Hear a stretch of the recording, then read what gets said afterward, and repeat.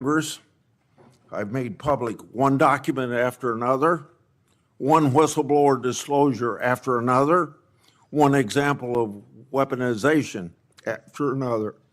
So to our average constituent, this is all history, but it's all pointing out the wrong of government, using the power of government to go after people, they're political people you don't like.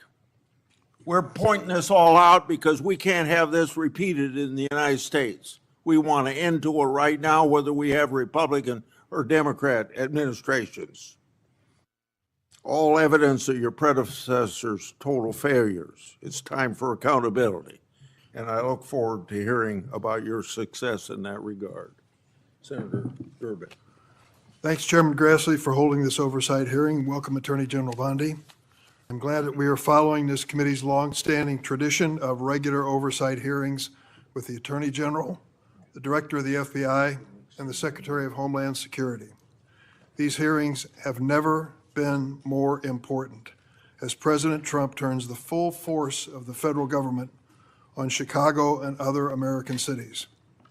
The assault on the city I am proud to represent is just one example of how President Trump and Attorney General Bondi shut down justice at the Department of Justice even before the President's party, controlling the White House, Senate, and House of Representatives, shut down the government.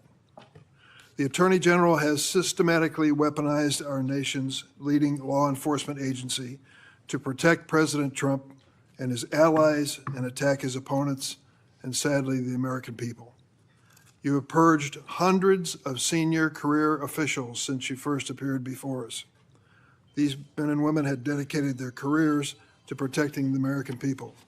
As a result, the department has lost literally thousands of years of law enforcement expertise.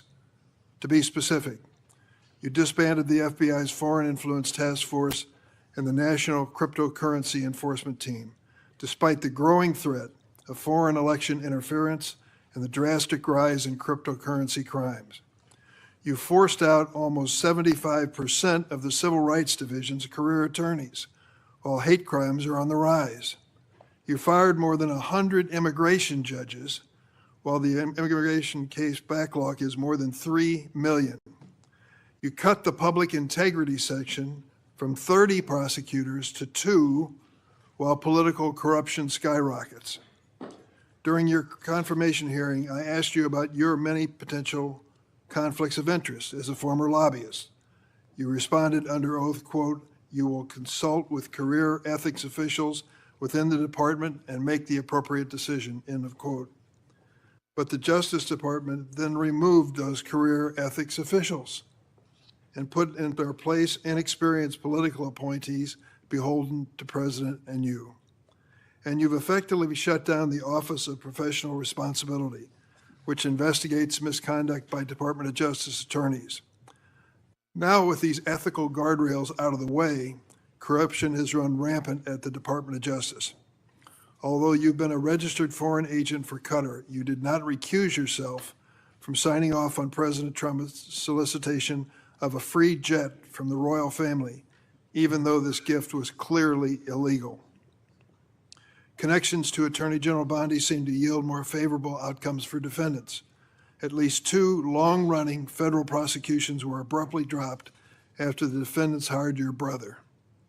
It's no surprise that Ed Martin, the failed U.S. attorney nominee you appointed as senior official, said, quote, "No MAGA left behind."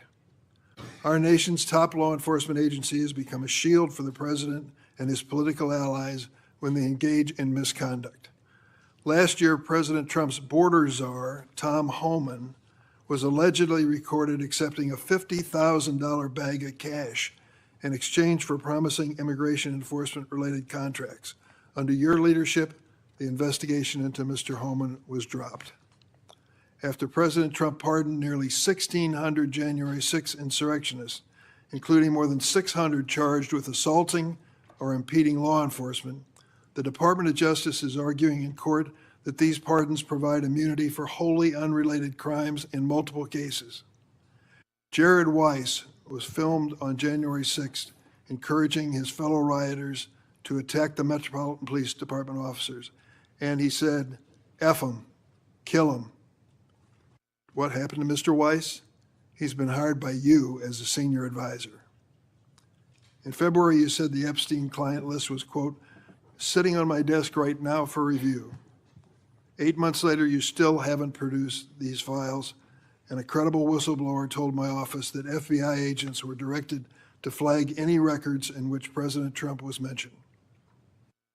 The Department of Justice ordered the dismissal of corruption charges against the former New York City Mayor Eric Adams in a corrupt backroom deal to secure his cooperation with the president's immigration agenda. Acting U.S. Attorney Daniel Sassoon, a Republican appointed by President Trump, resigned in protest. Acting U.S. Attorney for the Eastern District of Virginia, Eric Siebert, a Republican appointed by President Trump, was forced to resign because he didn't believe there was sufficient evidence to indict New York Attorney General Letitia Adams or former FBI Director James Comey. In his place, President Trump installed his former personal attorney, someone with no prosecutorial experience, to indict Director Comey, which she did. She joins a network of unqualified MAGA loyalists masquerading as federal prosecutors, like Alina Habba, who said she would use her position to, quote, turn New Jersey red, close quote, and Sigil Chattah, who once said that a black political opponent was, quote, should be hanging from an effing crane, end of quote. The president and attorney general attempted to bypass the Senate to install these unqualified extremists. Where do you find these people? Courts have ruled that both Ms. Habba and Ms. Chattah are serving in their roles illegally, jeopardizing countless prosecutions by your office. Why? And that's just one example of how the Department of Justice is making America less safe. Attorney General Bondi shut down the Organized Crime and Drug Enforcement Task Force, OSADEF, which has dismantled thousands of criminal organizations. And you diverted thousands of FBI, DEA, and ATF agents and DOJ prosecutors from their critical missions to carry out the president's mass deportation agenda.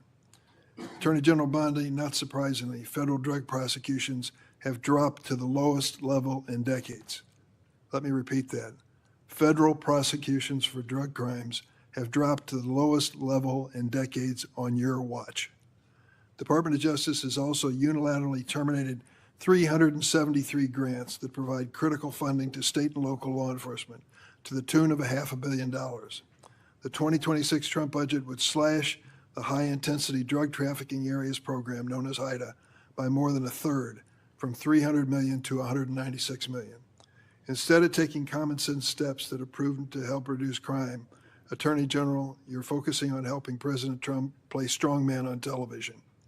He has illegally deployed troops to Chicago and other American citizens and has threatened to send more. The Justice Department defends this dubious legal basis for these deployments and diverts DOJ personnel and their components to assist in these efforts. These deployments basically target Democratic-run cities and Democratic leaders, ignoring many Republican-led areas of our country with even higher crime rates, and making clear that this is for political theater, not public safety. One particular chaotic raid in Chicago Tuesday last week, aided by the FBI and ATF, which you supervise. In the middle of the night, federal agents pulled women and children out of their beds, crashed down the doors to their homes, destroyed their apartments, zip-tied children and others, and detained immigrants and U.S. citizens alike for hours in vans. When one witness complained about the treatment of the small children, an agent laughed at her and said, F them kids. On Friday, a federal judge appointed by President Trump held that deploying the National Guard in Portland is illegal. White House Deputy Chief of Staff Stephen Miller accused her of, quote, legal insurrection, close quote. At a time of rising threats to federal judges, this kind of language is inexcusable. Last week, the President and Secretary Hegseth summoned senior military officials to a political pep rally at Quantico, where the President said he wanted to use American cities as, quote, training grounds for our military. Training grounds for our military. To fight the, quote, enemy within. Chicago is not the enemy. Our fellow Americans are not the enemy. It is abhorrent for the president, who is supposed to represent all Americans regardless of political party, to describe anyone who disagrees with him in this manner. To my Republican colleagues who claim the previous administration weaponized the Department of Justice, President Biden retained President Trump's FBI Director Christopher Wray, who President Trump then fired. President Biden never directed the Attorney General to prosecute his political opponents. President Biden never fired his own political appointees for refusing to prosecute his targets. What has taken place since January 20th, 2025 would make even President Nixon recoil. This is your legacy, Attorney General Bondi. In 8 short months, you have fundamentally transformed the Justice Department and left an enormous stain in American history. It will take decades to recover. Thank you, Mr. Chairman. Thank you. Would you please rise so I can give you swear? Do you affirm the testimony you're about to give before this committee will be the truth, the whole truth, and nothing but the truth, so help you God? Please be seated and give us your opening statement.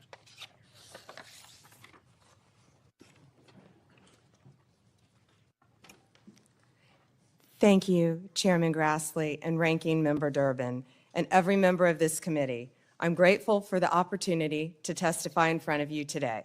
First, please join me in remembering, you said, Chairman Grassley, all the Jewish people who lost their lives in the October 7th attacks 2 years ago today.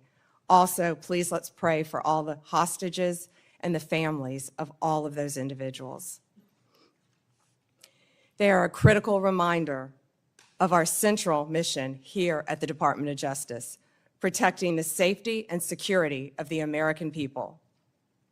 That is why, even when the government is otherwise shut down because of the Democrats, the department's law enforcement officers and prosecutors are hard at work fighting,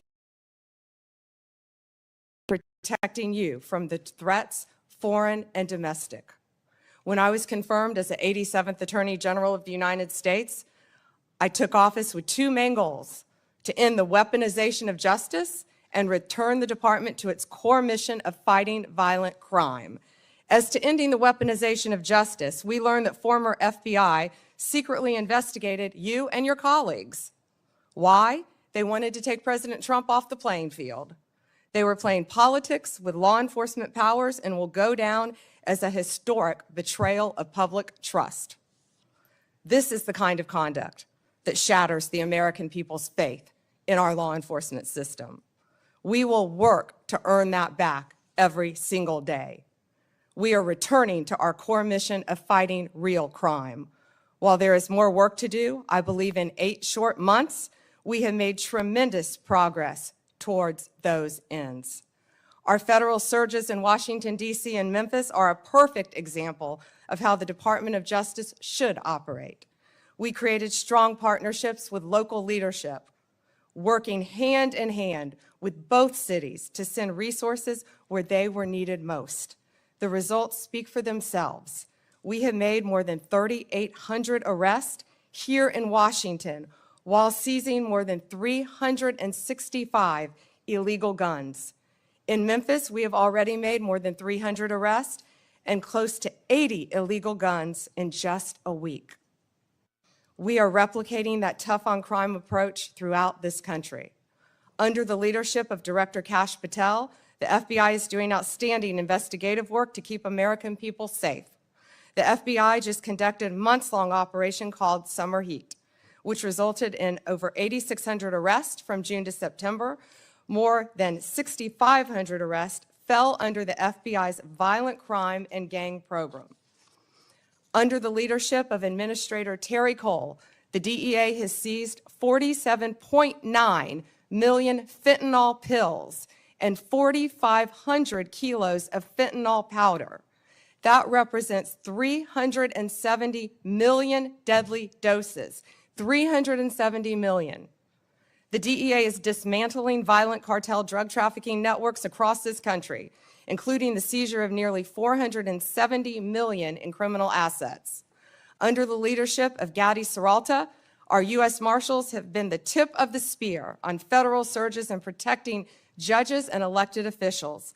Our marshals have arrested more than 51,000 fugitives nationwide since January 20th.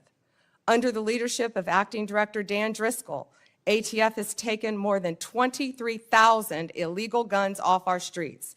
3,400 of those guns have been linked to trafficking between the U.S. and Mexico. My attorneys have done incredible work advancing President Trump's agenda and protecting the executive branch from judicial overreach. We've been sued more than 400 times since January 20th. Judges have issued more than 90 temporary restraining orders against us, more than the previous several administrations combined. Despite the unprecedented degree of activism we've seen from the lower courts, we have never ignored a court order. And why would we? We have secured a historic 22 victories at the Supreme Court alone, with more to come. Our civil rights attorneys are fighting discrimination and anti-Semitism. Our criminal attorneys are prosecuting violent criminals and foreign terrorists every single day. I look forward to continuing this work at the Department of Justice, and I look forward to testifying before you today. Thank you, Chairman.